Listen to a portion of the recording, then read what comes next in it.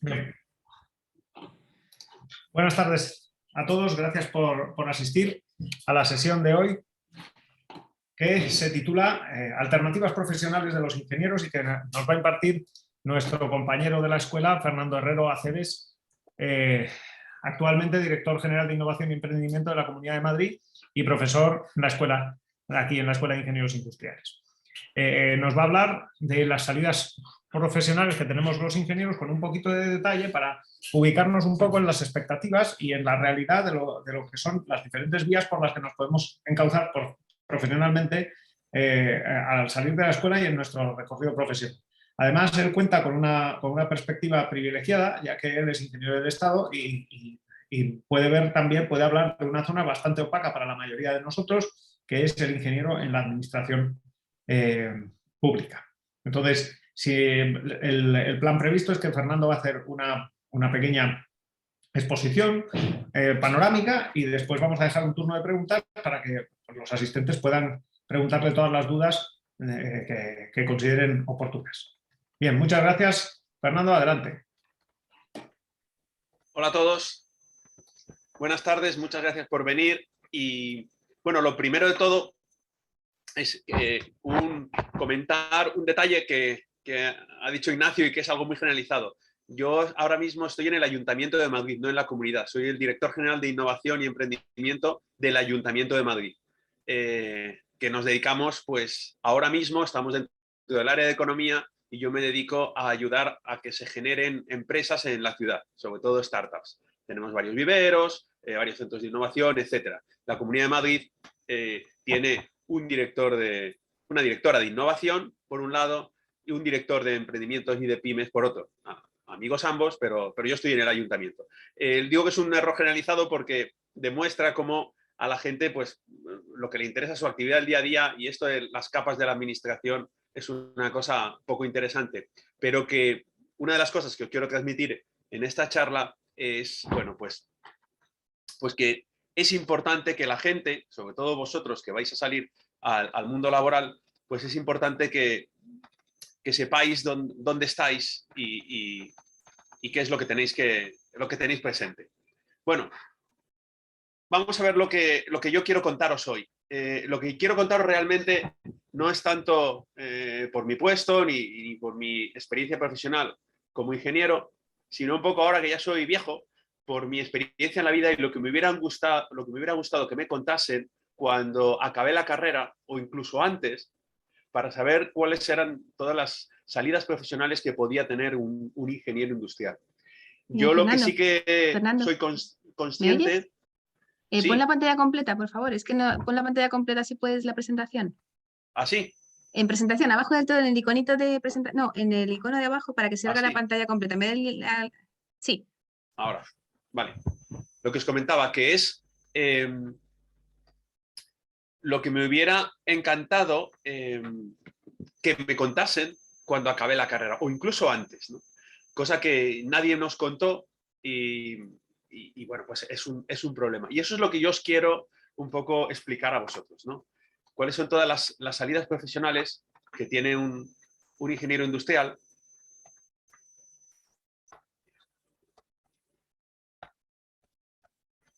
Y os voy a contar en resumen.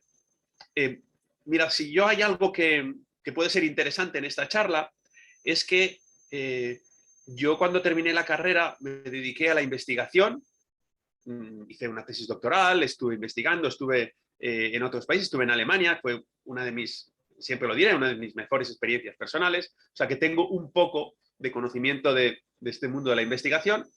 Como muchos sabéis, me he dedicado durante muchos años y sigo en la docencia, o sea que puedo contar un poco ese lado.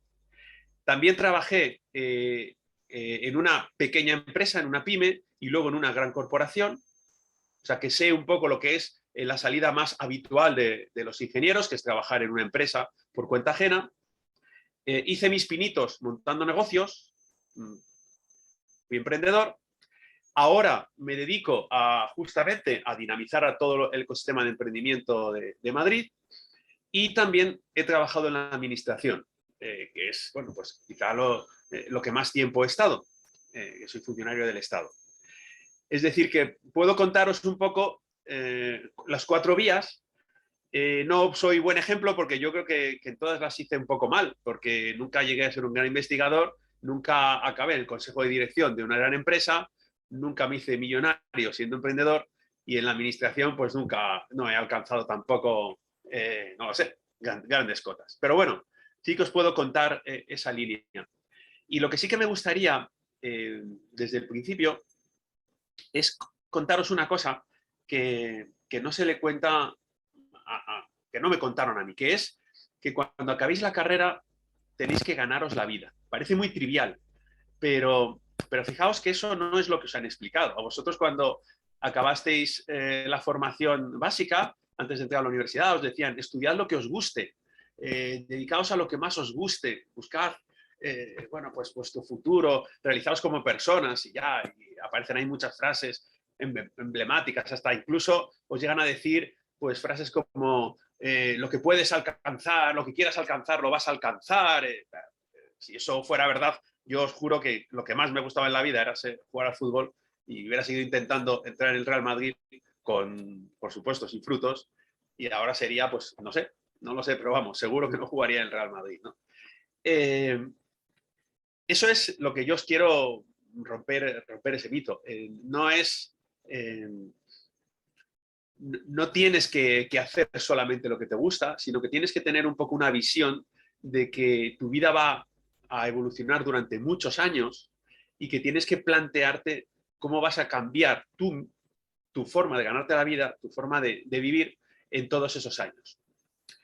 Además, hay otra cosa que es importante, que tampoco nos cuentan y que esto los mayores nos vamos dando cuenta, es que cuando acabas la carrera tienes, hay un reloj que se pone, un cronómetro que se pone en marcha y es algo así como que tienes 20, 25 años, no vas, para conseguir, nunca se consigue del todo, ¿no? Pero, por decirlo de alguna manera, tu libertad económica, por garantizarte tu futuro cuando seas un poquito más mayor. Y cuando digo un poquito más mayor es que cuando tienes 25, 30 años, bueno, pues puedes adaptarte al trabajo que quieras, puedes saltar de una empresa a otra, tienes poca experiencia, pero tu necesidad de ingresos está adecuada a los ingresos más básicos que tienes al principio, no sueles tener una carga familiar detrás y además tienes mucha capacidad de adaptarte. Incluso si tienes que cambiar de país, pues seguro que lo haces, no hay ningún problema. Si tienes que aprender cosas, seguro que las aprendes, no hay ningún problema.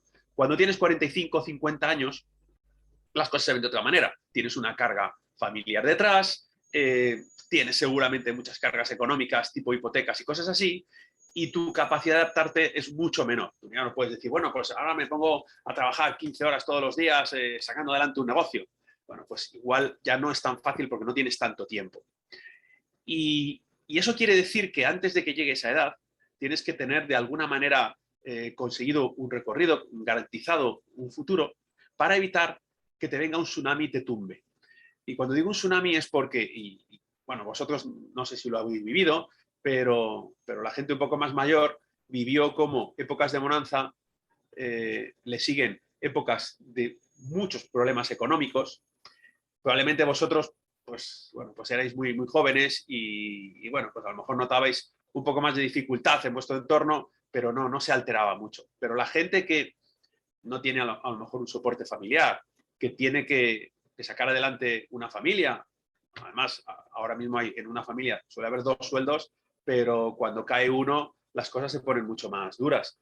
Pues eso, ya digo, que cuando te ocurre es un problema muy gordo. De repente tú no tienes ningún problema en el trabajo, hay una fusión de tu empresa con otra empresa, tú estás en el departamento financiero, solo se necesita un departamento financiero, así que uno de los dos se va fuera. Y tú te toca irte fuera. Y dices, bueno, pero si yo lo estaba haciendo muy bien, sí, lo estabas haciendo muy bien, pero tienes que buscarte otra salida. O muchas otras cosas, ¿no? Que pasan. Y eso no es trivial. Así que un poco con todos estos mimbres de que sería bueno que planteaseis vuestro futuro. Por ejemplo, hay una cosa interesante, pero bueno, esto ya es un poco más para debatir, es que cuando la gente empieza a trabajar, es verdad que gana muy poco, ahora explicaremos el por qué, yo creo que está totalmente justificado, pero ahora explicaremos el por qué. Cuando una persona empieza a trabajar, pues lo último que hace es pensar en su jubilación.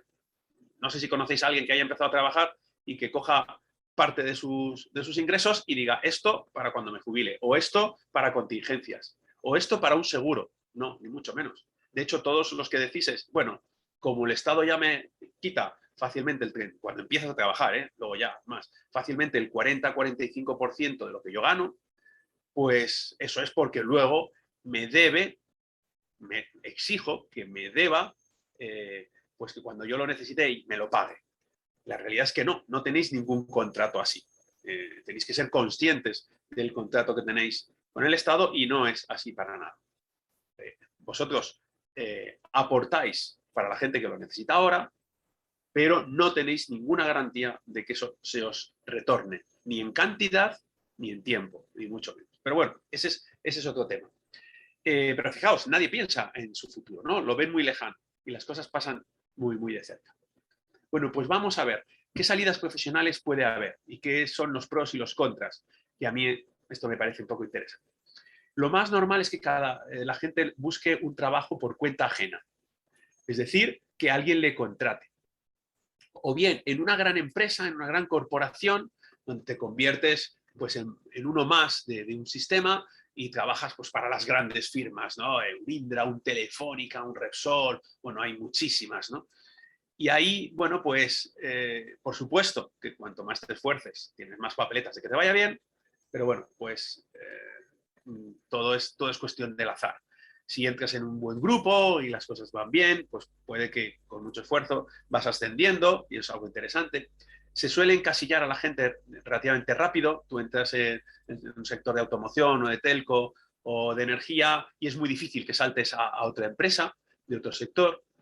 Enseguida la gente se va dando cuenta de que con tus conocimientos solo técnicos, que es los que te da la universidad, te vas a quedar pues en niveles técnicos, que bueno, pues no está mal, pero son esos niveles, y que por eso mucha gente enseguida pues intenta hacer otra carrera más relacionada con las ciencias, con derecho, con las ciencias económicas, o bien hace un máster para complementar esa formación que aquí no tenemos y que consideramos que es muy secundaria, pero al final es muy trascendente. Temas de fiscalidad, de contabilidad, de derecho, de economía, de gestión, de marketing, incluso de recursos humanos, pues todo eso al final es muy, muy importante. Trabajar en una gran corporación da bastante seguridad. Pensad que al final son unos señores que a ti te pagan y tú a priori no aportas nada a corto plazo. A largo plazo sí, con tu trabajo ellos facturan, ellos sacan un beneficio, pero no el mes que te pagan ni el mes siguiente ni el otro. Una gran corporación no tiene gran problema porque tiene músculo financiero, te paga así, pero hay que ser conscientes de eso. Respecto a por qué en las grandes corporaciones, o en general ahora, los sueldos ya no son tan altos como antes. Es razonable. Pensad que por mucho que alguien quiera forzar la máquina y que haya un salario mínimo y que haya un no sé qué y que la empresa es una abusona, etcétera, al final esto son habas contadas. A ti te van a pagar lo que tú puedas aportar. Y no mucho más.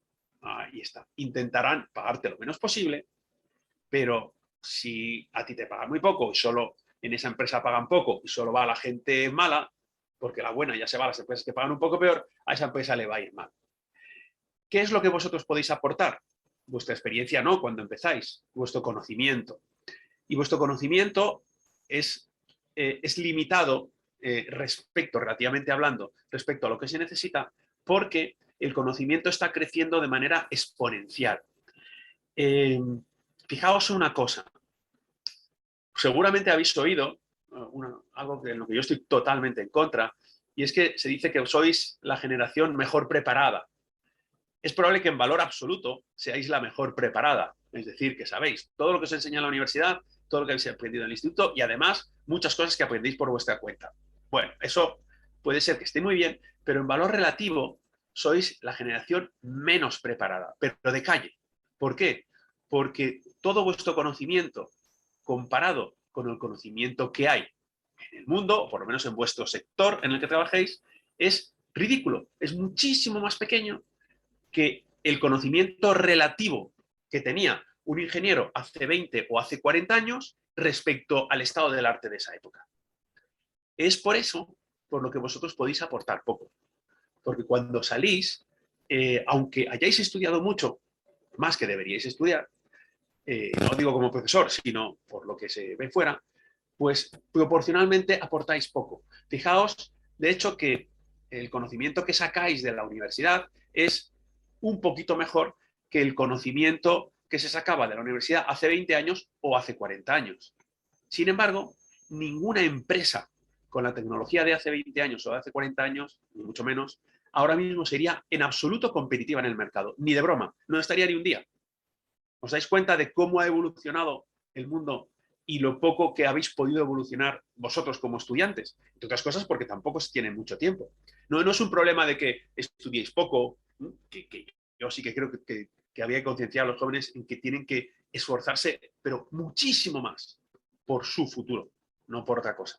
Y ni es cuestión de que las universidades, que también habrían que cambiar, por supuesto, ¿no? Siempre hay que mejorar.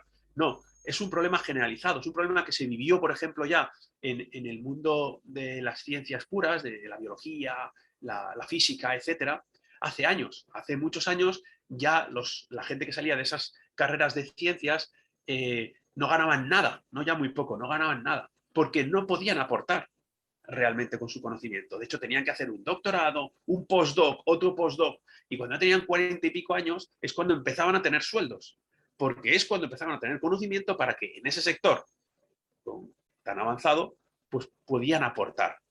Ese es un tema importante y ese es un problema de trabajar en una gran corporación. Trabajar en una pyme tiene problemas similares, porque los sueldos van a ser parejos, y ventajas e inconvenientes. Trabajar en una pyme es algo como más arriesgado, por decirlo de alguna manera. Si a la pyme le va bien, la pyme va a crecer y tú vas a crecer con ella.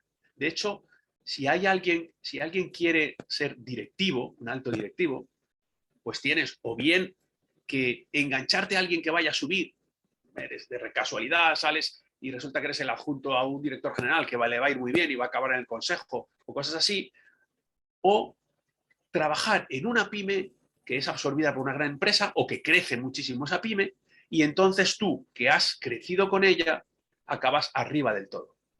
De la otra manera es tremendamente difícil, porque por muy bien que trabajes, bueno, pues tú trabajas muy bien, en una gran corporación tienes un jefe que está muy contento contigo y ese jefe, pues como mucho va a subir un escalón y si tú lo haces muy bien, pues irás detrás del jefe subiendo un escalón. Difícilmente vas a adelantarle. Eso es algo importante. La ventaja de la pyme es que tú te lo guisas y tú te lo comes y, como digo, se puede crecer más deprisa. El inconveniente es que es más arriesgado. Si las cosas van mal, pues cuando las cosas van mal, las pymes caen muchísimo.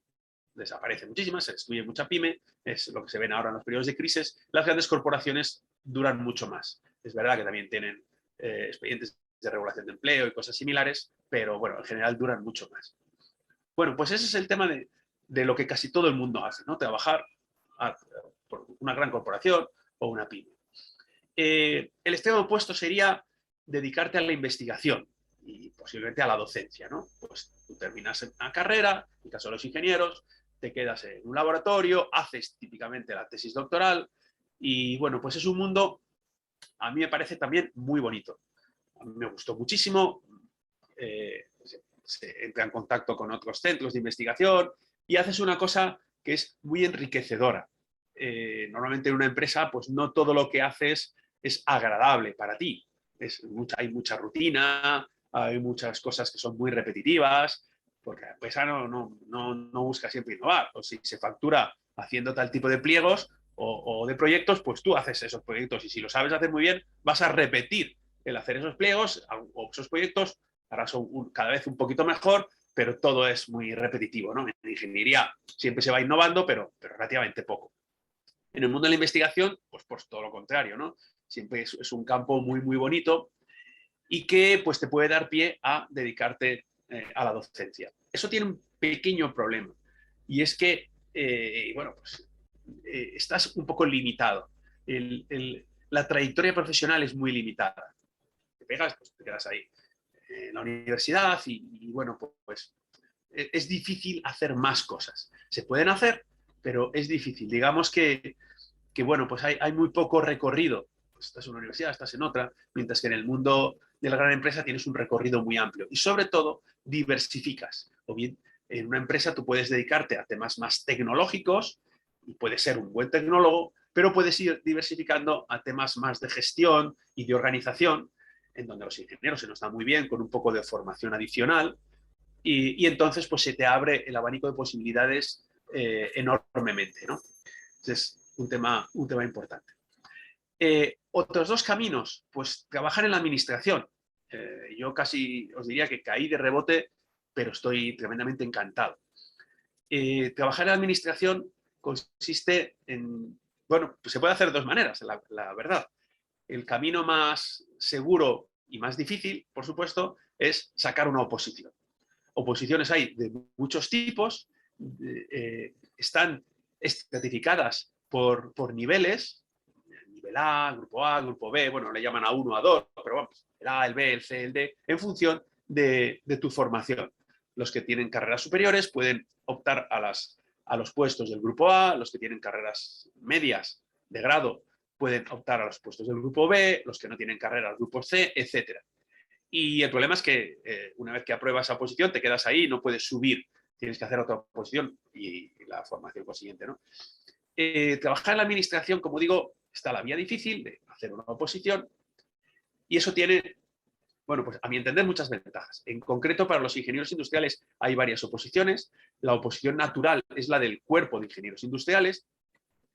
Dentro de poco, en 1 o 2 semanas, daremos una charla explicando todos los detalles de lo que es esa formación del cuerpo de ingenieros industriales, ¿no? El que quiera más información, entre en la web del Colegio de Ingenieros o que me pregunte a mí, que soy del cuerpo de ingenieros industriales, y yo encantado os contaré lo que es eso. Pero en general es un mundo muy distinto a lo que estamos acostumbrados en ingeniería, es pura gestión. Los ingenieros industriales en ese mundo somos un poco singulares y eso es bueno porque podemos hacer cosas que otros no. Porque las cosas que todo el mundo sabe, de temas de contabilidad, temas de derecho administrativo, eso lo ha estudiado allí todo el mundo, tú lo tienes que estudiar también, ¿no? Pero lo que sabemos nosotros, ese bagaje tecnológico, no lo saben otros y nos aporta un plus muy interesante. No se hacen cosas de ingeniería, porque eso se subcontrata, por supuesto, a las empresas, que son las que saben, pero sí que tienes un abanico de trabajos desde burocracia en los ministerios, yo ahora estoy en una administración local, en un ayuntamiento, una comunidad autónoma, ir a Bruselas, que es lo que hace mucha gente joven, yo joven pues porque pues sin familia es más fácil viajar, con familia es más difícil, ir a organismos internacionales, y en general es un trabajo muy interesante, porque estás en contacto, y yo creo que eso siempre es lo más enriquecedor del trabajo, estás en contacto con muchísima gente distinta. Cada día vas a conocer a una persona distinta y si puedes aprender de ella, te vas a enriquecer mucho. Esa es una de las ventajas de trabajar en la administración. No podemos negar otra de las ventajas. Si uno de los objetivos era garantizarte tu libertad económica o garantizarte que cuando viene un tsunami no pase nada, pues en la administración tienes un sueldo asegurado, un mínimo sueldo. Luego hay un abanico grande en función del puesto que tengas. No siempre estás en un puesto, pues yo ahora duraré lo que dure. Que nadie piense que yo voy a estar toda la vida de director porque vendrá alguien al que no le gustaré y me dirá que me vaya. Pero bueno, me iré a un puesto que eso tengo un mínimo garantizado, ¿no? Y si puedo, bueno, pues a lo mejor tiro más hacia arriba. Esas cosas nunca se saben, ¿no? La otra ventaja de trabajar en la administración es que no te encasillas. Tú puedes trabajar en un sector, ahora estoy en economía, pero he estado en medio ambiente y además que me gustó muchísimo. He estado en temas tecnológicos y me gustaron muchísimo. Y es una cosa que en el sector privado es más difícil. Como ya digo, lo normal es que te encasillen y es muy difícil saltar de un sector a otro. Aquí no hay mucho inconveniente. Estás en un ministerio y, bueno, pues tienes una relación laboral o profesional con alguna persona de un sitio totalmente distinto, te vas a ir a trabajar o a un organismo internacional y es algo muy, muy positivo y muy enriquecedor.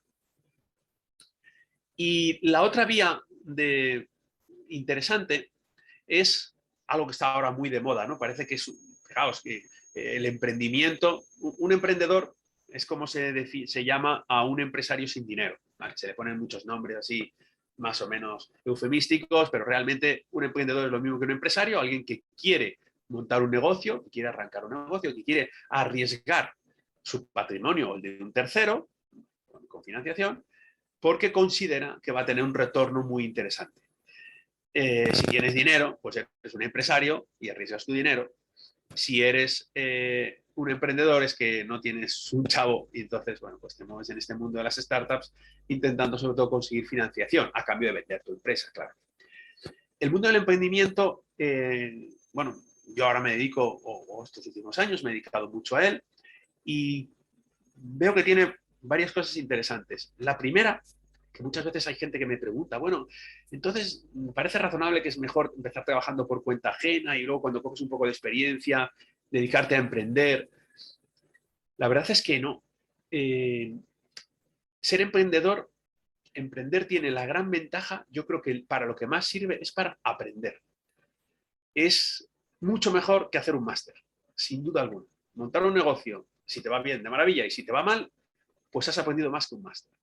Porque si tú montas tu negocio, y no digo un empresario, que lo único que hace es que cuando monta un negocio, pues tiene un equipo de muchísima gente y una financiación enorme, pues ya está, él solo tiene esa visión de empresario, ¿no?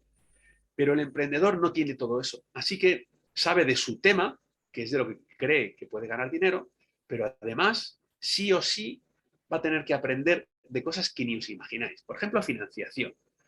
Es un tema que, bueno, pues como mucho te limitas a pedir un crédito para hipotecario o a un crédito personal, pero la financiación de la empresa es algo mucho más sofisticado. Siguiendo con fiscalidad, porque lo primero que haces cuando montas un negocio, cuando montas una empresa, es que hay un señor que es el Estado que te dice, yo voy a ser tu socio. Pero además un socio forzoso, porque si no quieres te meto en la cárcel, y además solo voy a ir a beneficios. Si tienes pérdidas las tienes tú solo, si tienes beneficios las tengo yo. Las tenemos conjuntas. Y eso se llama fiscalidad, eufemísticamente también. Y tienes que aprender mucho de eso también. Pero es que además tienes que aprender de recursos humanos. No te vale, bueno, yo estoy en una empresa y lo que me digan, me contratan, firmo aquí, firmo allí.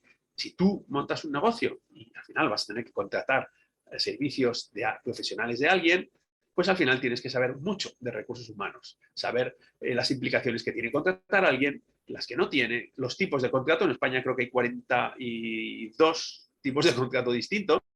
Bueno, no tantos, pero se pueden llegar a diversificar en 42. Ya, un mundo. Y esto es nada más empezar, porque por supuesto tienes que saber de marketing para vender tu producto, tienes que saber de contabilidad porque te van a rendir cuentas, primero para la fiscalidad, ¿no?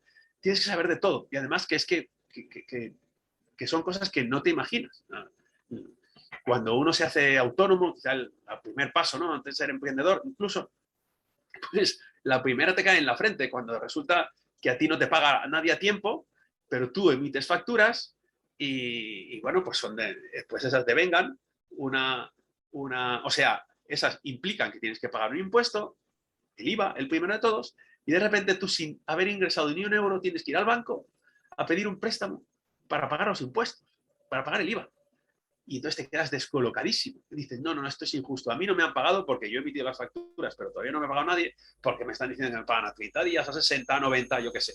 A lo que quieren las empresas y resulta que viene aquí Hacienda y me dice que yo pague no sé cuánto y no lo tengo. Y que si no, pues te la lían, por supuesto. Entonces vas al banco. El del banco se descojona, te dice, ¿qué? Eres novato, ¿no? Ah, toma, anda. Aquí está el préstamo para pagar el IVA. Y alucinas. Ya, y de esas, una de miles de las que te puedes encontrar. Y lo que le ocurre a un emprendedor es que, pues con independencia de que le vaya bien o mal al negocio, aprende de un montón de cosas, quiera o no, y además aprende a ser flexible. Porque es raro que el primer negocio que arranques te funcione. Te vas a tener que adaptar y yo estaba vendiendo collares por internet y al final acaba siendo una web de intercambio de aprender idiomas, ¿no? Y era lo mismo. He ido viendo que a la gente que le gustan los collares les gustan los idiomas y esa capacidad de adaptación que no se tiene trabajando por cuenta ajena, pues es de las cosas más interesantes. Ser emprendedor, además, es interesante por otra vía. Hay dos tipos de emprendedores. La gente que lo hace por necesidad, hay muchísima. En épocas de crisis, me despiden, no encuentro trabajo y entonces arranco un negocio. Ya he tenido mucha experiencia profesional, incluso tengo una cartera de clientes que bueno, pues yo me voy de la empresa, pero me voy con una agenda, a los que puedo hacerles algún servicio de los que hacía antes, y resulta que eso, bueno, pues me puede servir para arrancar un negocio. Esa es una vía de ser emprendedor. Normalmente ahí no se tiene una proyección, un modelo de negocio para que crezca, y entonces te conviertes en una pyme, en una micropyme, y el peligro de ser una pyme tiene que tener siempre el planteamiento de crecer muchísimo, porque si te quedas pequeño, y esa es la agonía, cuando vengan mal dadas, no tendrás músculo financiero y desaparecerás. Tienes que crecer mucho, muy deprisa, para que cuando vengan mal dadas, pues quizá te reduzcas, pero no desaparezcas. Y un emprendedor es eso, al final es una micropyme que tiene que, si no tiene esa proyección de querer crecer muchísimo, pues bueno, vives con el corazón en vilo por si las vienen mal dadas, ¿no? También puedes ir asegurando. El segundo tipo de emprendedores es el que sí que tiene un deseo de crecer mucho, de ser un unicornio incluso, que llaman a estas empresas que llegan a valer más de 1.000 millones en menos de no sé cuántos años. Y para eso entonces tienes el problema de que para crecer mucho y muy deprisa necesitas financiación. Y para financiarte es cuando todos estos emprendedores, estas startups, aprenden a ir a rondas de financiación, a hacer un pitch para convencer a unos inversores. Hay mucho inversor, mucho business angel, capital riesgo, que mete el dinero en toda esta gente que monta negocios. Y entonces ahí viene el segundo problema. Tienes que aprender, y no poco, de derecho mercantil. Porque te van a poner un contrato sobre la mesa y te van a decir, yo te financio tu empresa, yo te financio tu startup, pero ¿tú qué me das a cambio? No, pues unas pocas participaciones. Bueno, como unas pocas participaciones, tu empresa no vale nada. Así que si te doy 500.000 euros, me vas a dar toda tu empresa. Bueno, pues te doy toda mi empresa, yo no tengo nada. Pues ya verás, o nada o nada. Y entonces tienes que leerte y aprender mucho cómo se hacen los contratos, cómo se amplía capital, todo este tipo de cosas. O sea, como veis, un mundo muy, muy grande y muy diverso. Pero en cualquier caso, todas estas opciones y muchas más que se pueden ocurrir, a mí me gustaría que las tuvierais en mente. A mí me gustaría que la gente pues, se planteara su futuro de una manera de verdad con calma, ¿no? No el primer trabajo que cojo, me pongo a trabajar, ya veré, con el primer sueldo me compro un coche, con el segundo lo tuneo, soy el tío más guays, y el tiempo pasa muy deprisa, ¿no? Y de repente te das cuenta de que has perdido el tiempo. Y eso no puede ser. Si lo pensáis con calma, pensáis en vuestra proyección profesional, pensad en el trabajo como ¿dónde estaré trabajando dentro de 15 años? Porque si tú entras en un trabajo y tu proyección profesional es que dentro de 15 años estés en el mismo sitio, ganando lo mismo, pues te vas a aburrir, no habrás crecido nada en la vida, ¿no? Y es un tema importante. Y esto es un poco lo que quería contaros. No sé si me he enrollado mucho, la verdad es que podía hablar de un montón de cosas, porque cuando me empiezo a alargar de fiscalidad, Ignacio lo sabe, pues la liamos muchos, pero bueno, hasta aquí es un poco lo que quería comentar.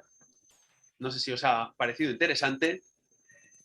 Y paramos un momento, vamos a hacer un turno de preguntas, y si os parece, me gustaría contaros en una segunda parte, un poco más en detalle, mi experiencia, cómo entré en el Cuerpo de Ingenieros del Estado, cómo es la oposición, el tiempo que tardé en estudiarla y cómo ha sido un poco mi trayectoria profesional. Pero con lo que he contado ahora, no sé si os parece algunas preguntas. Bueno, gracias, Fernando. Yo en clase procuro decirles algunas cosas sobre estos temas y me sorprende ver cómo estamos de acuerdo. Tal vez sea porque yo también he estado un poco por ahí. Antes de ser profesor también estuve trabajando de diversas cosas, también de freelance, que es un poco híbrido de muchas de las cosas que tienes ahí. Y la verdad es que no sé si llego a concienciar a los alumnos de todo lo que yo creo que debería. yo creo que tú también estás muy convencido de que esto hay que pensarlo y que no es un juego. Y desde la perspectiva del alumno a veces todo parece casi virtual. Y no, te va la vida en ello, te va el dinero que luego tienes para comer y comprarte una casa y todas esas cosas. Entonces, si alguien tiene alguna pregunta, por favor, algún comentario, quiere intercambiar impresiones o preguntarle a Fernando alguna experiencia, que por favor que proceda.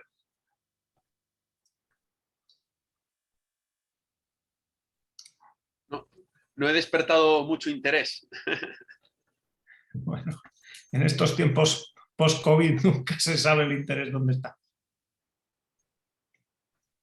Es muy curioso que la gente, por ejemplo, yo creo que bueno, no lo sé, quizá los jóvenes a lo mejor no tanto, ¿no? Pero lo primero que hay que preguntar es cuánto se gana. ¿Cuánto se gana en esto? ¿Cuánto se gana en esto otro?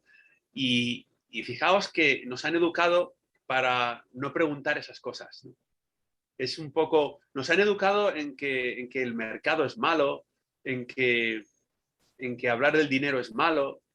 Casi nos educan en que el dinero es sinónimo del diablo, ¿no? De que es una cosa pecaminosa.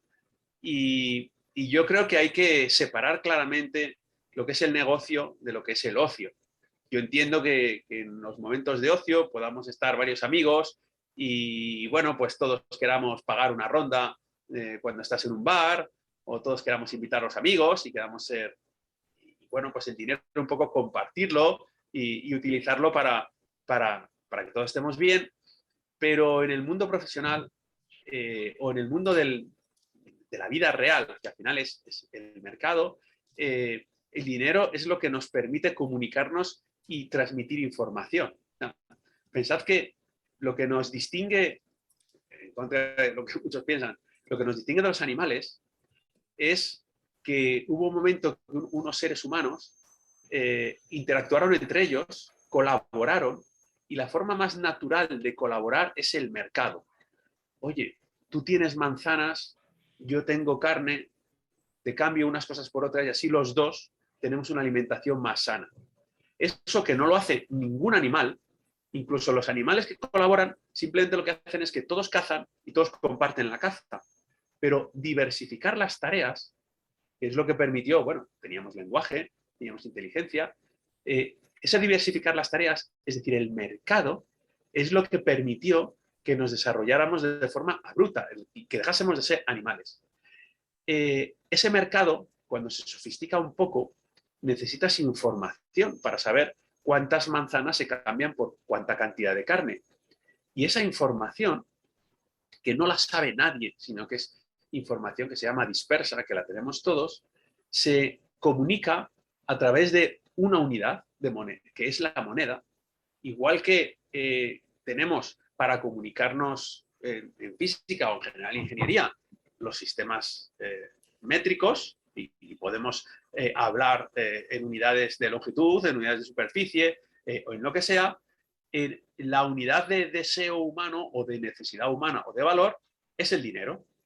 Oye, 1 kilo de manzanas vale 1 euro, 1 kilo de carne vale 3 euros, pues yo ya sé que la carne por cada kilo se desea el triple. Necesito esa unidad de medida, el dinero, para poder interactuar con otras personas y para poder colaborar, porque al final el mercado es colaborar. Cuando vosotros salgáis al mundo laboral, vosotros aportaréis vuestro tiempo y vuestro conocimiento. Y habrá un señor, si alguien os contrata por cuenta ajena, que valorará eso y os pagará una cierta cantidad. Y por mucho que se esfuerce, que se ponga un salario mínimo, un salario máximo, un no sé qué, se introduzcan alteraciones de reestructuración y reequilibrio de la renta, que al final es la justificación del Estado, ¿no? Reestructurar la riqueza. Al final del todo hay un señor que te da una cierta cantidad de dinero a cambio de tu tiempo y tu conocimiento. Cuanto más productivo seas tú, cuanto más le interese tu tiempo y tu conocimiento, descuidad que os va a pagar más. Y cuanto más quieras tú esforzarte, vas a pedir más dinero. Y eso es lo que va a permitir a las personas interactuar. Entonces, el dinero tiene que ser, de verdad, una cosa natural en vuestra comunicación, aunque os hayáis explicado que no se mide el dinero, ni mucho menos. No, no, es la única forma que tenemos de comunicarnos entre las personas para cooperar. La cooperación se hace así. Yo tengo manzanas, tú tienes carne, y la cooperación es que yo siga produciendo manzanas y tú sigas produciendo carne. Y eso se sofistica hasta niveles, pues todo lo que queráis, pero siempre por la base del diálogo, de la interacción entre dos personas y la comunicación. El eso común es la moneda. Fernando, tenemos una pregunta. Este tema que estabas comentando, luego lo retomamos porque creo que de aquí pueden salir algunas ideas interesantes. A mí me hubieran gustado de alumno. Tenemos una pregunta que dice: ¿cómo se puede obtener un trabajo y experiencia laboral de ingeniero industrial cuando las empresas piden años de experiencia para poder trabajar? Buena pregunta. Es lo típico que se dice de una pregunta. Me gusta mucho porque se me ha olvidado explicar esta diferencia respecto a otros años. Vale, respecto a otras épocas. En la época actual tenéis vosotros un valor añadido que otros no tenían. Y es que solamente con iniciativa podéis coger experiencia. Eso antes no era posible. Veréis, ahora, si tú buscas a una persona interesante, lo último que miras es el currículum. Tú lo que miras es en Internet. Si tú quieres una persona que sea un buen diseñador, que sepa hacer vídeos, que sepa comunicar, que sepa, os estoy poniendo ejemplos de cosas que pueden ver por Internet fácilmente, que sepa hacer fabricación 3D, que sepa cosas de tecnología, tú miras en Internet y si esa persona ha hecho cosas, dirás, uy, este tío es bueno. Si esa persona te enseña un Word donde dice que ha hecho cosas, no le haces caso porque hay millones como esos. Eso antes no ocurría. Es decir, antes, si tú querías saber las últimas tecnologías en fabricación, tenías que haber estado en una fábrica. Pero es que ahora, con una impresora de 3D que vale muy poco dinero, con un ordenador y con un poco de esfuerzo, vas a aprender muchos secretos de la fabricación 3D, por ejemplo, que es de las cosas que están ahora más punteras, ¿no? Si tú ahora, si tú antes querías ser buen editor de vídeo, saber de imagen y de sonido, tenías que tener experiencia trabajando en televisión, en alguna de las televisiones. De otra forma, era inviable. Un estudio de televisión valía millones. Ahora, con un ordenador de 1.000 euros, el DaVinci es gratis. El DaVinci es el programa de edición de vídeo que se usa en las películas, en Hollywood, no es ninguna otra cosa. Y ya solo es que tú tengas ganas de aprender. Y tú ahora editas vídeos y tú los cuelgas en Internet. Y cuando alguien busca a una persona que sepa editar vídeos, jamás va a mirar su currículum, a ver qué has hecho. Y si no te han contratado nadie, lo que tienes que hacer es trabajar tú por tu cuenta. Si yo quiero saber ser una buena persona de marketing y de comunicación, no necesito experiencia. Yo voy a abrirme un canal y voy a vender lo que sea. Me da igual, lo que a mí más me guste. ¿Qué me gustan los pájaros? Pues voy a hacer un canal potente de pájaros. Yo tengo un caso concreto, os lo explico. Una persona que no tenía trabajo y que, bueno, había trabajado en el mundo del wellness, de hoteles de lujo y este tipo de cosas. Y, bueno, pues oye, como no era joven y se había quedado en paro, hicimos lo siguiente. Yo le dije, mira, a ti te gusta esto, ¿verdad? Mira, más o menos sabes algo de Internet, sabes algo de webs, hazte un par de canales, se hizo uno en Instagram, otro en una página web y alguna cosa más. Y digo, bueno, pues ponte a producir como una loca. No importa que no hayas estado en todos los spas de España, no importa, tú buscas información y lo cuelgas. Y cuando en tu web estén todos los spas y te pongas una crítica y pongas un no sé qué, tú serás una experta. La mayor experta de España de spas, de wellness y todas estas cosas. Efectivamente, trabajó meses y duramente, gratis, por supuesto, para su página web, para su canal de Instagram, para sus canales de YouTube, etc. ¿Cómo acabó? Trabajando para una de las mayores corporaciones de España, de hoteles de lujo de España. Lógico, ella se había labrado su experiencia profesional a base de trabajar. O sea, aquí nada gratis, ¿eh? Pero es que antes eso no existía, esa posibilidad.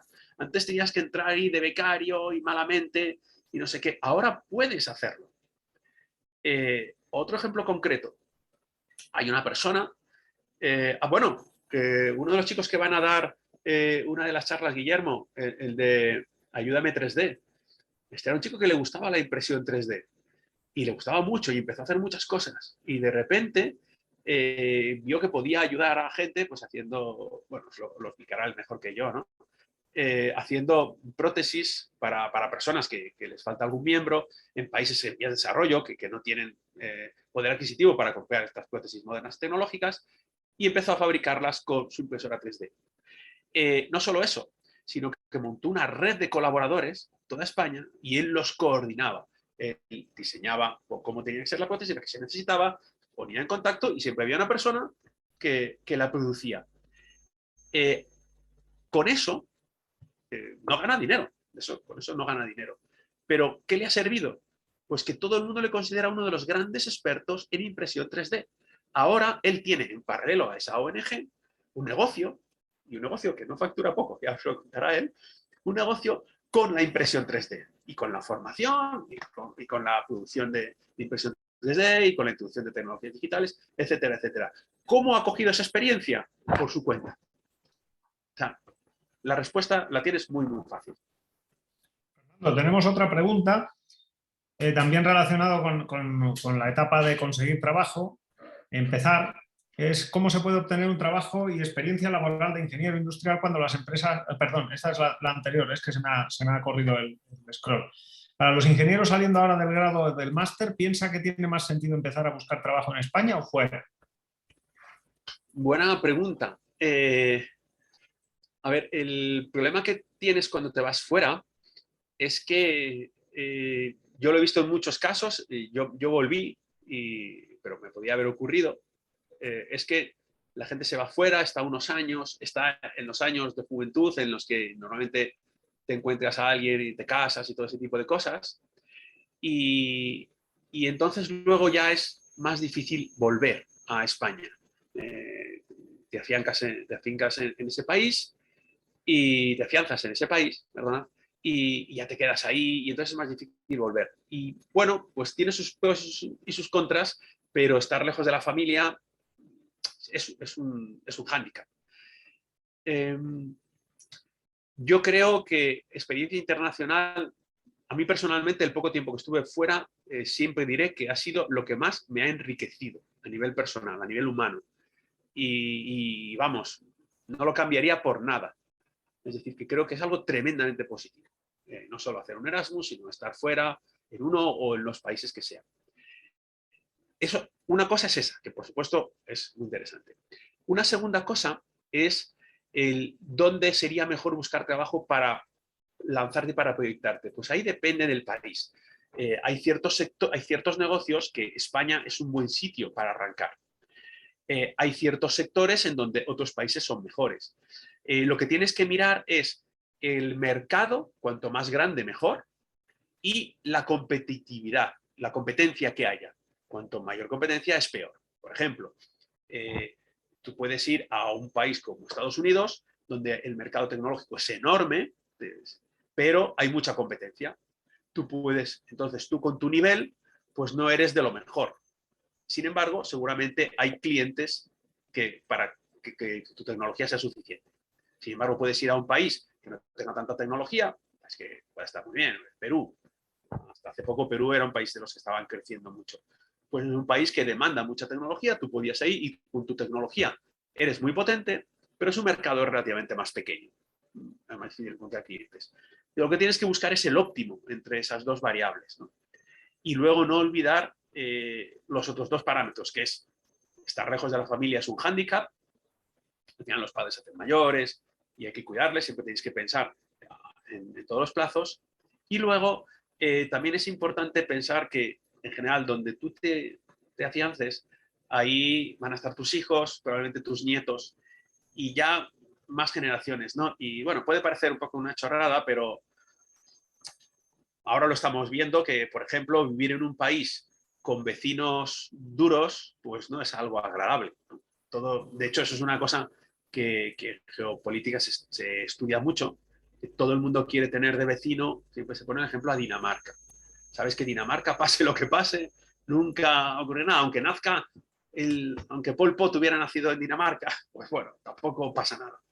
Sin embargo, cuando en un país muy grande, pues nace gente un poco conflictiva, te la puede liar, ¿no? No todos sabemos un poco de historia. Por eso siempre se intenta. Eso también es una cosa que se mira, dónde vas a vivir.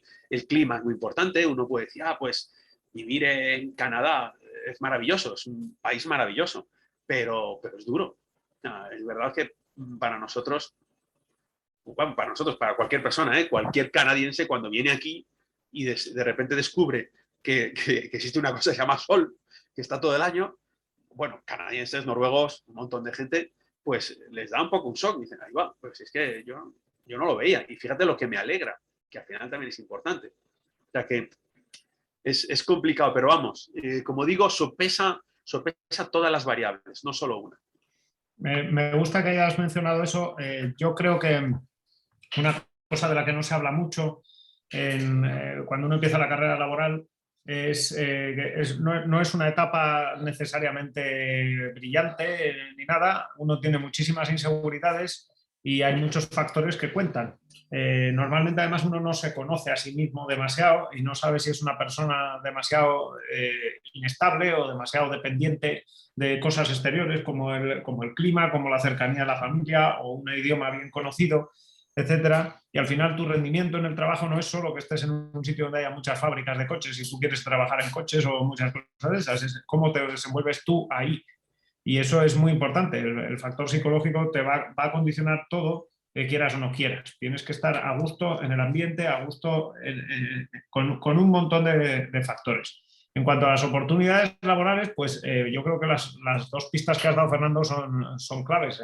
Hay que ponderar una serie de factores, muchos de ellos que van contrapuestos, ¿vale?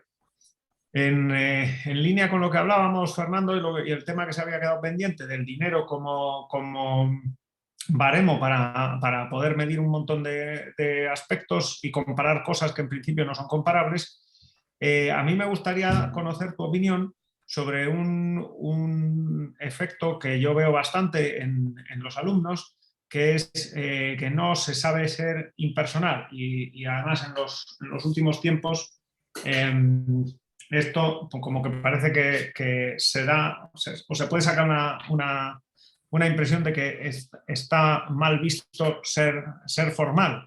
El dinero en el fondo es una manera de formalidad porque permite hacer tratos con gente que no conoces de nada, que no es tu amigo, que no va a ser tu amigo jamás, pero con la que tienen cosas que tú quieres o ellos tienen cosas o al revés, tú tienes cosas que ellos quieren y puedes interaccionar así.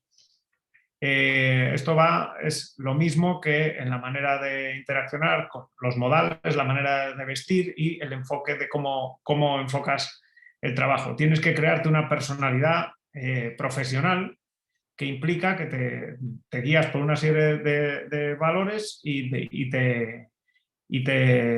interaccionas con una serie de códigos que normalmente no es que oculten, pero sí modulan un poco pues, tus pequeños factores personales. Y tienes que aprender a trabajar con dinero y hablar de dinero desde unos aspectos, desde unos puntos de vista que a lo mejor no coinciden con los que has conocido hasta ese momento, pues fundamentalmente de ocio y todo ese tipo de cosas. ¿Qué opinas sobre todo esto? Pues ahí efectivamente hay una cosa que como bien has dicho, cuando se es joven quizá, si no te lo han inculcado mucho, pues esos valores, bueno, pues no los tienes muy arraigados, ¿no? De hecho, he empezado explicando que una de las cosas que no es, a mí no me parece muy positiva, es cómo se inculca, sobre todo a la gente joven, ese concepto del carpe diem, ¿no? Del vivir el momento. Incluso te lo explican como diciendo, bueno, vivir el momento pero con sentido común y tal, sin hacer locuras, ¿no? Porque ya, claro, eso es... Pero en el fondo te transmiten la idea de que tienes que vivir el presente, ¿no? Que el futuro Dios proveerá. Y no es así. O sea, hay dos cosas que son muy importantes, que es, y tú las has dicho, ¿no? La primera es que nos necesitamos, tenemos que vivir en sociedad. un hombre individualmente no tiene capacidad para hacer nada. Y para vivir en sociedad tenemos que tener unos valores, que es lo que tú has mencionado, unos valores éticos. Fijaos que no estoy hablando de esas normas que nos impone el Estado.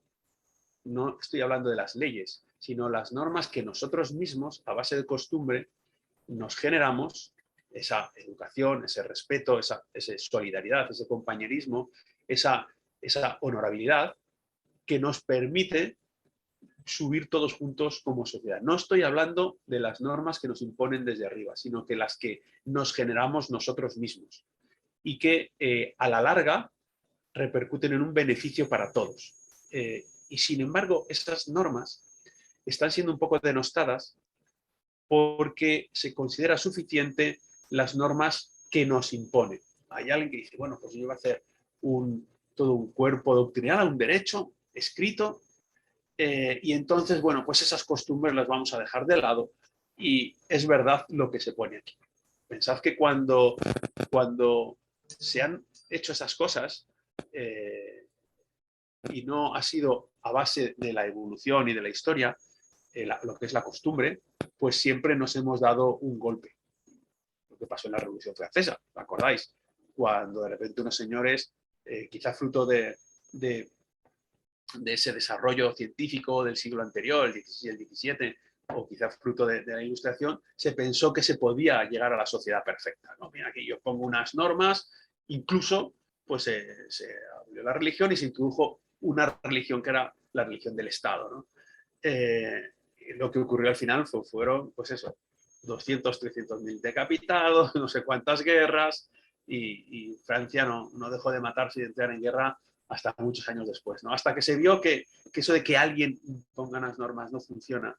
Y lo que funciona es que en nuestro comportamiento vayamos generando lo que es unas normas, una moral y una ética, ¿no? Y eso es muy importante. Y lo segundo que me gustaría transmitir es que no se nos olvide que cuando venimos aquí al mundo no tenemos nada. No tenemos nada, literalmente. O sea, de hecho, un ser humano, si no es ayudado por sus padres y por otros, se moriría. Ni siquiera somos capaces de sobrevivir nosotros. Y el estado natural del ser humano es la miseria absoluta. De hecho, hemos vivido en la miseria absoluta hasta que llegamos nosotros, hasta la revolución industrial, hasta que apareció la industria. Y no por la industria en sí misma, ni por la tecnología, sino porque quizá en parte la industria, quizá parte de la tecnología, quizá parte de la filosofía, quizá muchas cosas, por supuesto la internacionalización, la globalización, que cuando se descubren otros con todo el planeta, etcétera, de repente nos empezamos a comportar completamente, como estoy diciendo, interactuando unos con otros y el espíritu emprendedor humano se superó a ese conservadurismo de que las cosas tenían que hacerse siempre de la misma manera. Y de repente todo cambió radicalmente. Es que la gente no es consciente de cómo se vivía antes del siglo XVIII. Antes del siglo XVIII pasaban cientos de años y no había cambios. Un padre jamás se imaginaba que su hijo iba a vivir mejor que él. El padre era agricultor, el hijo era agricultor, y lo que podía ocurrir era una desgracia, una guerra, no sé qué, que nos matara a todos, una hambruna que nos matara a todos, o una fortuna, que yo me juntase con alguien que tenía tierras, se juntasen las dos tierras en un solo hijo, ese hijo se juntase con alguien que tenía, y aquello pudiera crecer un poco, mínimamente. Pero ahora, desde hace escasamente 2 siglos, las cosas no son así. Ningún padre se imagina que su hijo no va a vivir mucho mejor, a no ser que lo haga muy mal, va a vivir mucho mejor. Y eso es algo que nos parece a todos nosotros natural, y no lo es para nada. Nosotros estudiamos mucho en economía el concepto de la riqueza de las naciones, que es como cuando empieza el pobre Adam Smith a decir cosas, ¿no? Y si os fijáis, es muy normal que se hable de por qué algunos países son ricos y otros países son pobres. De hecho, normal, ¿por qué hay pobreza? Siempre se explica mucho, ¿no? Y bueno, al final se acaba con el famoso dogma de Montaigne, que habéis oído muchas veces, ¿no? Richard Montaigne, la riqueza de los ricos es producto de la pobreza. La pobreza de los pobres es fruto de la riqueza de los ricos, ¿no? O sea, echa la culpa unos a otros, como si fuera todo esto suma cero. Y la realidad, vamos, por lo menos mi modo de ver, y eso sí que me gustaría transmitir un poco por lo que ha dicho Ignacio, es que no, o sea, lo normal es que seamos pobres, lo normal es que no se tenga nada. Lo normal es que un hombre, como todos los animales, a duras penas se busque todos los días el sustento para comer. De repente nuestro ingenio y nuestro esfuerzo, y sobre todo nuestro trabajo colaborativo, nos ha permitido tener riqueza, tener muchas más cosas. Y eso se hace a base de esfuerzo y de trabajo. No está en sí mismo, ¿no? Hay un debate muy grande sobre los derechos. Como veis, estoy mezclando cosas de economía, de derecho, incluso de filosofía, porque es muy interesante que estudiéis de todo, ¿no? Isaías Berlin explica la diferencia entre lo que llaman derechos positivos o libertades positivas y negativas, ¿no? Y es básicamente la diferencia esencial entre las dos constituciones, la americana y las constituciones continentales, las que tenemos aquí en Europa. Nosotros partimos de la base de los derechos positivos, es el derecho que tenemos en nuestra Constitución, ¿no? Todo español tiene derecho a una vivienda digna, todo español tiene derecho a un trabajo remunerado. Y eso, Isaías explica que, bueno, pues que es muy problemático, ¿no? Pues tienes derecho a una vivienda, eso implica violencia. Si tienes derecho a una vivienda y no la tienes, alguien te la tiene que dar. Sí, el Estado. Bueno, pues el Estado no se la saca bajo la manga, se la tiene que quitar a alguien. Entonces implica esa violencia, esa coacción del Estado, que es como Max Weber explicaba, definía el Estado, ¿no? El monopolio de la violencia, la coacción para el equilibrio. Los derechos que hay en otras instituciones, en Estados Unidos, es un modelo muy distinto, porque cada vez vamos convergiendo más. Tú cuando naces allí no tienes derecho a nada, ¿no? Pues sí, tú eres americano, tal, libertades, lo que quieras, pero tú no tienes derecho a ningún bien material, ¿no? Si no tienes casa, pues no tienes casa. En The Bill of Rights, en las 10 primeras enmiendas, la Carta de Derechos, no aparece nada de que tú tienes derecho a una vivienda ni nada. Eso sí, el Estado defenderá tu derecho a conseguirla y defenderá con uñas y dientes que nadie te la quite. Eso sí. O sea, es una diferencia muy importante. Aquí, pues, bueno, pues, priman otros derechos y ante el conflictos... Bueno, pues, déjame, Fernando, porque a mí me gustaría, ya nos vamos acercando a la hora de cerrar, y antes me gustaría que quedase un poco de una guía de cosas claras, de misiones que tienen los jóvenes antes de salir al mundo laboral. Entonces yo he hecho aquí una lista de 3 puntos, ¿vale? De los cuales realmente se atiende poco en la universidad, a mi modo de ver, de los 3. Se atiende más uno y nada de los otros. Entonces, el primero que tengo en la lista, ahora los comentamos si quieres, es el conocimiento, que has comentado su importancia antes, total. la actitud, que también ha salido, y más importante todavía. Los valores y la personalidad profesional, que nadie nos advierte que la vamos a tener que desarrollar por las buenas o por las malas, y que si puede ser por las buenas y con conocimiento, mejor.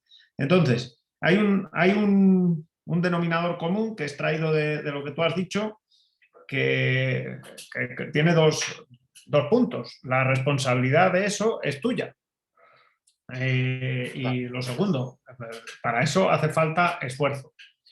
Entonces, hay una especie de filosofía común a las preguntas que normalmente recibimos cuando hablamos de estas cosas de las generaciones más jóvenes, que es que cómo puedo trabajar en no sé dónde, esta empresa tiene posibilidad de no sé qué y tal y cual. Hay poca pregunta de si yo voy a estar a la altura de lo que hace esta empresa o no hace esta empresa. Y creo que esa pregunta está un poco relacionada con esto que hablábamos de la actitud, el tener un conocimiento que aportar y unos valores y una personalidad profesional que hagan que los demás se fíen en los plazos que tú dices, etcétera.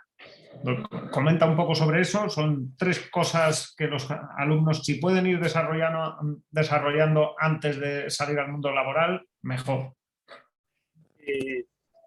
Cuando yo contrato a alguien para muy poco tiempo, para un proyecto concreto, para un trabajo, hombre, busco gente siempre amigable, colaborativa, etcétera, pero busco el conocimiento.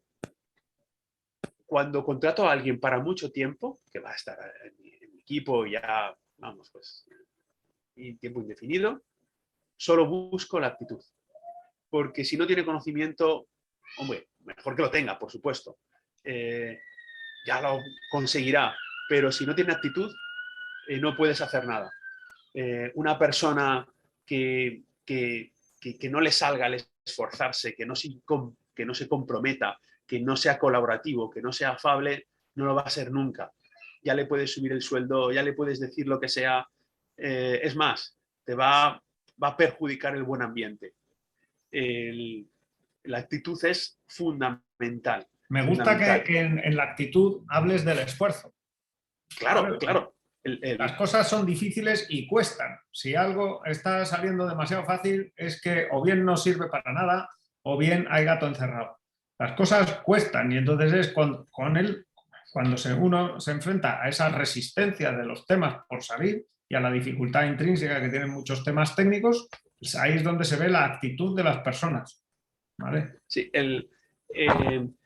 mirad, la gente que cuando ve a Ronaldo, o yo el caso de Messi no lo conozco, supongo que también, o a los youtubers famosos, ve a gente que, bueno, pues da 2 patadas a un balón y es millonario, o graba un vídeo de 20 minutos y gana muchísimo dinero. La realidad no es esa. La realidad es que esa gente lo que ha aportado, a diferencia del resto, es, seguro que tiene una parte de talento, pero el 90% es esfuerzo. Como decía, creo que era Picasso, ¿no? El de esto es 90%, 10% de inspiración, 90% de transpiración. Esfuerzo. O sea, eso que no os quepa la menor duda. Cuando veis a cualquier youtuber que le ves que sale él solo, que graba 20 minutos, o incluso ahora los TikTok se hacen súper bien producidos, detrás hay un montaje, una reflexión sobre el contenido, un guión, una producción y un montaje de mucha gente y de muchísimas horas. Son muy metódicos, son muy trabajadores, es una cosa de mucho, mucho esfuerzo. Y eso se extrapola a todos los ámbitos de la vida. Por ejemplo, ahora vivís vosotros, cuando sois estudiantes, una época muy poco constante. En las ingenierías un poco más. Tienes ahí tus tiempos de estudio. En muchas otras carreras universitarias donde ni siquiera se les exige tanto esfuerzo, pues, bueno, pues estudian un día, otro día no estudia. Si alguien interioriza unas ciertas horas de trabajo repetidamente, esa constancia, con el paso del tiempo, de repente se da cuenta de que saca muy buenas notas, de que aprende a tocar el piano, de que es muy bueno corriendo y corre maratones. Todo eso se ha hecho a base de incorporar el esfuerzo a tu rutina, que es una cosa que no se hace. Incorporar el esfuerzo a la rutina. Yo todos los días tengo que estudiar 3 horas y tengo que entrenar 1 hora más. Y además, 1 hora tocando el piano. Sí, son 5 horas, es mucho. Pero de repente saco unas notas brillantes, corro maratones y toco muy bien el piano. No solo eso, Fernando, yo estoy completamente de acuerdo en que ese efecto ocurre, pero es que además eso te va a hacer sentir mejor como persona y se va a reflejar en todo lo demás. Entonces, antes de despedirnos, te quería pedir en avance un poquito, un teaser, una introducción a lo que nos vas a contar sobre las oposiciones al Cuerpo de Ingenieros del Estado próximamente, que ya os advierto que implica esfuerzo, no son oposiciones fáciles, ¿vale? Pero si hay esfuerzo, pues todo acaba saliendo. Hombre, pues yo lo resumiría en que todos los que hemos aprobado esta oposición y hemos trabajado desde el minuto, vamos, desde los que llevan solo un año a los que llevamos más tiempo, estamos muy, muy contentos con nuestra trayectoria profesional trabajando para la administración. Distintas administraciones, en distintos destinos, para distintos trabajos de lo más variado, pero todos muy, muy contentos porque nos ha permitido conocer bueno, pues un mundo tremendamente interesante. Pero ha habido que aprobar una oposición, ha habido que estudiar cosas que nos han enriquecido también, porque como digo, ese estudio que cuando estáis en la universidad siempre parece como que rechazáis, ¿no? Joder, es que me hacen estudiarme cosas que no necesito, es que intentáis solo aprobar y ya está. Y de repente, cuando pasa todo ese tiempo, os dais cuenta que todo lo que estudiáis siempre es bienvenido. Todo lo que se aprende es algo que cuenta para futuro. Yo, vamos. Lo único que no se usa es lo que no se sabe. Totalmente, totalmente. Yo Entonces, ¿cuánto es el mínimo esfuerzo, tiempo, ¿no? si no suspendes, etcétera, cuánto es el mínimo tiempo que puedes tardar desde que empiezas a estudiar hasta que eres ingeniero del Estado? Y, bueno, yo tuve suerte, yo me la saqué en un año, pero mucha gente, más o menos el 40% se la saca en un año de estudio, ¿no? Claro. 30%, una cosa así. El resto, pues probablemente 2 años de estudio se la saca casi un 80% la gente. Claro. Y todo el mundo que se la saca tiene trabajo. Claro, por supuesto. Y además, bueno, no te haces millonario, pero... No, buen trabajo. Un trabajo interesante, sí. Sí, claro, eso es una cosa, sobre todo para los jóvenes es muy interesante porque solo por aprobar la oposición, que no es poco, es un esfuerzo muy grande, ya pasas a unos puestos técnicos, a unos puestos altos. Es decir, no te preguntas si has tenido experiencia o no. Tú eres del cuerpo de ingenieros, bueno, pues tú eres el jefe de este departamento y ya está, te ayudaremos, pero no tienes que empezar ahí de becario, no sé qué, haciendo PowerPoint. No, desde el minuto 1 tú te encargas de esto. No, seguramente muchos de vosotros no lo sabréis, la administración está organizada en niveles. Cuanto más alto es el número del nivel, pues más alto estás posicionado y mejor sueldo y mejores atribuciones tienes. Yo creo que no me acuerdo con qué nivel entras según acabas la oposición, pero debe ser un 27 o... 26. Entras de 26, el máximo es el 30. Los subdirectores son 30. Bueno, pues entonces se ve que son puestos ya importantes, ¿vale? Los sueldos pues van acorde dentro de lo que es una administración, ¿vale? O sea, probablemente en un puesto de jerarquía comparable en una gran empresa cobraríais más. Probablemente si fuerais directores de una pyme, pues a lo mejor cobrabais lo mismo y sin embargo no tendríais vida, porque estaríais preocupados de vuestra empresa. Ahora los sueldos en el sector privado han caído mucho, excepto los sueldos de altos directivos. Los sueldos de jefes medios ya no están, ya son iguales o así con la administración. El sector privado en general es más fluctuante. La administración es constante. Todo tipo de funcionarios, desde los profesores de universidad, los ingenieros del Estado, etcétera, tienes un sueldo y te morirás con un sueldo muy parecido. En una empresa, pues dependiendo de la coyuntura económica y de tu progresión, pues la variabilidad es mucho mayor. ¿Vale? Y luego ya la variabilidad es absoluta si eres emprendedor, freelance o cualquiera de las variantes de emprendedor que existen. Eso ya depende de los proyectos que consigas tú, la suerte que tengas, el mercado, etc. ¿Vale? Bueno. De todas maneras, sí, bueno, daremos una charla sobre la oposición del Cuerpo de Ingenieros Industriales del Estado, pero si alguien quiere información, que lo pregunte a la asociación de antiguos alumnos que os pasan la página web, los enlaces, o os ponen en contacto conmigo y os cuento sin problemas. Y yo encantado, sobre todo a los alumnos, a los que han sido alumnos. Por supuesto. Bueno, Fernando, pues si quieres hacer algún comentario final, si no, nos despedimos. Muchísimas gracias a todos. Venga, muchas gracias.